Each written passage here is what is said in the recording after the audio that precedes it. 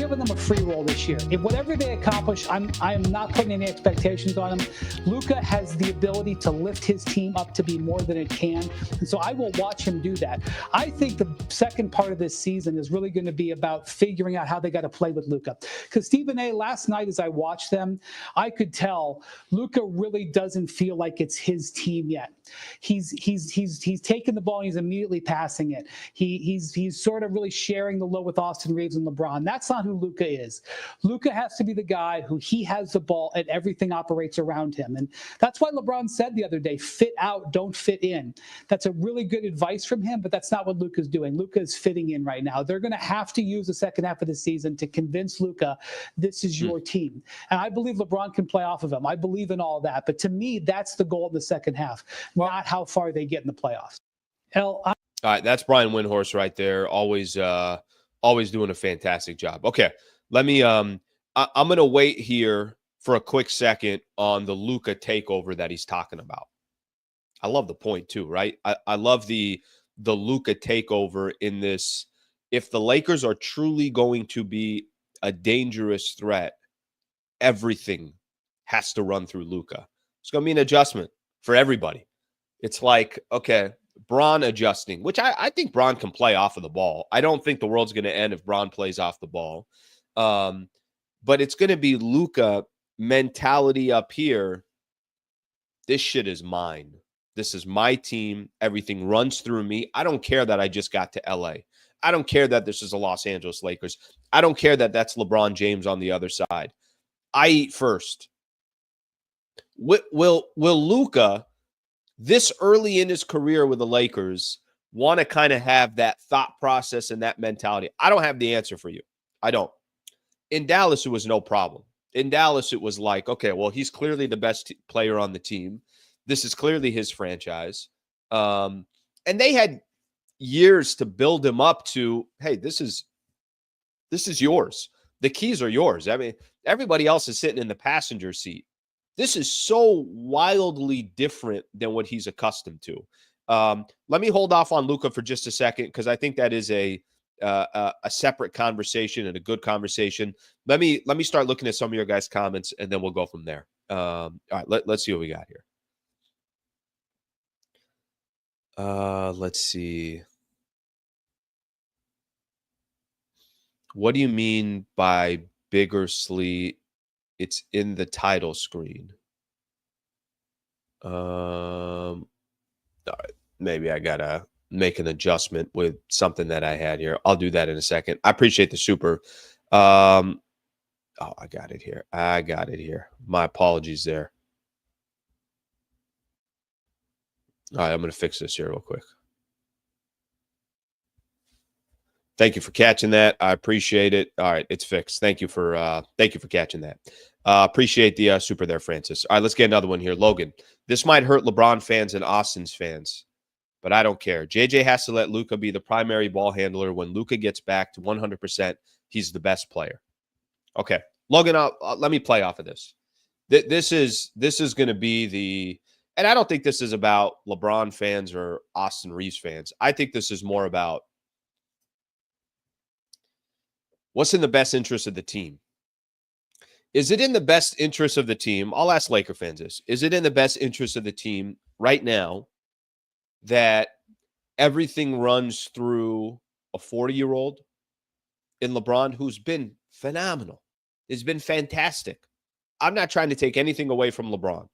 And I know it's easy sometimes. Anytime I make a point about LeBron and it's not a compliment, I'll get 10 comments of people, oh, you're hating on LeBron. No. I'm just speaking the absolute truth. Is it better for the Lakers to run things through LeBron at 40, or is it better to run things through Luka and let LeBron take a little lighter of a load, which actually I think long-term serves him better? LeBron can play off the ball better than Luka can. LeBron can do anything. Some players in the league can't do everything. LeBron can. So I think right out the gate of the LeBron piece of this, LeBron is better off having moments where he can say, okay, let me go to work. But really everything should run through Luka. Okay, let's put Austin Reeves in this. The Austin Reeves thing isn't even a conversation. Austin Reeves took 10 threes in the last game. Yeah, that ain't it. That ain't it. That's not how the Lakers are going to have the maximum amount of success this year is for Austin Reeves to be firing up shots left and right, primarily from the three-point line. I don't think that's the solution either. The question I think that has less to do with LeBron, it has less to do with Austin Reeves. In the second half of the season, when Luka gets another 5-7 games in, when Luka's around 10 games as a Los Angeles Laker, when hopefully he uses this next week or so to just kind of get himself, like he mentioned, mentally in the right state of mind and everything else. Once Luka can kind of put himself in a position where all those are out of the question, will Luka allow himself to say, yeah, this shit runs through me? Guys, when I say that, I'm not talking about him trying to be a selfish player. Sometimes being selfish is better for your team. It depends who it is. If Austin Reeves is selfish, that's not good for the Lakers. If Luka's selfish for the Lakers, I think that's actually probably the best way that the Lakers can be successful. If Luka's the one that's the primary ball handler, up and down the floor, everything is running through Luka. He's making the decisions. He's deciding when to be aggressive on offense, when to create for others, when to feed LeBron, when to feed Austin Reeves, when to step back and let LeBron do his thing. That, to me, is the thing that I'm paying most attention to. And I like how Windhorst explained that. If the Lakers are going to, they got to spend the second half of this season how to make Luka Doncic feel like, bro, whatever you were doing in Dallas, don't think twice. Come do it here. We'll play around you. That's probably going to give the Lakers their best opportunity to go make a real, I don't want to use real run, but make somewhat of a run. I don't know what that run's going to be. Guys, I know this. I know that Lakers went through a stretch where they won, I think, 12 or 14 games. They were phenomenal defensively. Dorian Finney-Smith, Jared Vanderbilt, Gabe Vincent's hitting shots. Rui Hachimura's awesome. They went through a stretch where they were amazing. They were, and that was with a lot of guys missing. Okay, well, what happens when you add Luka, when you add some of these players, and you actually have some time to kind of see what this thing looks like? Do they just become more and more dangerous? Or is there, hey, you can't win not having, they got such a hole in their big men. You can't win like that. If you're not getting enough defensive stops, you can't win like that. So I think there's still a lot that's going to be figured out. But I like this comment because, Logan, you don't have to say sorry to LeBron fans or sorry to Austin fans or any of that stuff. What you're saying is accurate. If the Lakers are going to have the most success that they can have this year, Luka's got to be the top 3 player in the world. Well, the only way Luka's going to be the top 3 player in the world is if everything runs through Luka. And if Luka's making decisions and kind of doing what he's doing based off of his instincts, based off of what he knows, based off of his decision-making, then that probably gives the Lakers, a better chance ability-wise to be what they're supposed to be. All right, let's see what we got here. I'm going to star this one. The AR needs to come off the bench. I'm going to star that one. Let's get back to that one in a little bit because I got here as one of my topics, best roles for Reeves. But let me look at some of these and then we'll get into it. Yep. Bourbon, Fugazi, roll call, Zen quote, another quote, coffee, boxing. If you remember, you got all these emojis. I do have a quick update for members. I was trying to do a video today, but I wasn't able to get back down to San Diego. So my plan is to do a members video tomorrow. I want to do it from my office, from my little studio that I have out there, because I want it to be just a straight up behind the scenes. This is what the studio looks like. This is where I am. This is what the office looks like. I want to make it as organic as possible, but I want to be in my office when I'm doing it. So with that in mind, my plan is to do a members only video tomorrow now. So I don't think that's going to be happening today. Let me get a couple more in here. Run the offense through Luka. LeBron will play off the ball. It's actually one of the biggest compliments that you can give to LeBron. He can do anything. LeBron is not one of those guys where it's like, how many times did you used to see LeBron? It's actually one of my favorite things about Bron. There were times watching LeBron back in the day. Let me go back to the Cleveland days. How many times would LeBron just give the ball to Kyrie and almost like turn his back and be like, yeah, you go to work? LeBron doesn't care. That's one of the things I think that makes him one of the greatest to ever do it. Sometimes a lot of these great players feel like everything's got to go through them. Kobe's a perfect example. You think Kobe was willing to throw the ball and turn around and say, yeah, that guy's got it? No. Kobe was like, if two guys come on me, I'm going to still take the shot because I have more confidence in me hitting a bucket over two guys fading away from 18 feet than I do hitting a wide open guy at the top of the key. That was Kobe's mentality. No, I got to do it. That's not LeBron's mentality. Well, LeBron's mentality, I think, can complement Luka's game even more because Bron, throughout his career, let me give you another example. This almost kind of reminds me a little bit of, it's not the best example. I know age-wise it's a lot different, but I'll give you guys another example. There was a time when, if you guys remember, LeBron joined the Heat. And he was, hey, this is Dwayne Wade's team. Come on, Dwayne Wade's been in Miami his whole career. Dwayne Wade's already won a championship here. I'm joining Dwayne Wade. I got to be second fiddle to Dwayne Wade because this is his franchise. And I can't remember exactly how it happened, but it basically took Dwayne Wade, Eric Spoelstra, and Pat Riley telling LeBron, bro, we're not winning unless you're the best player in the world.